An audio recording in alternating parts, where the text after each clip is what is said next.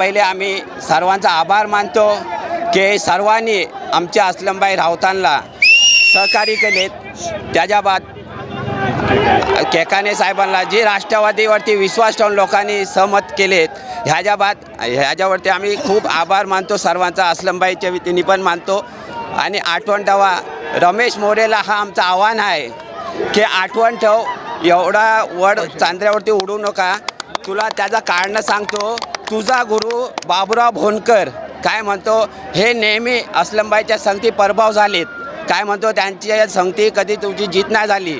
तर आठवण ठेव, उस्ताद उस्ताद असतो आणि शिक्षक असतो। आठवण ठेव, एक डाव कुठला तरी बाकी ठेवतो दाखवायचा। तुला वाटायला पाहिजे होता की असलमभाईच्या संगती विरोधात उभा राहण्यासाठी। सर्वप्रथम आपल्या सर्व मतदारांचे असलमभाईंच्या वतीने व अलकाताई सुभाष केकाने यांच्या वतीने त्यांचे सर्वांचे आभार मानतो।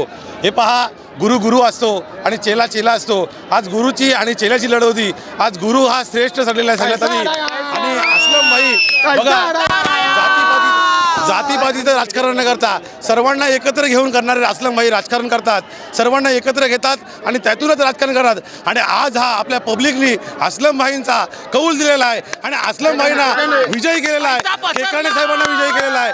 पैसा घसरला आणि असलमभाई पुढे आलेत, पैशांनी किंवा पैशाच्या ताकदीवरती सर्व काही होत नाही, जातीवादीने काही होत नाही। आज सगळी लोक असलमभाईच्या पाठी ठाम होते। मी एक उपसरपंच म्हणून असलमभाईच्या पाठी ठाम होतो आणि आज असलमभाईंचा निश्चितच विजय झालेला आहे।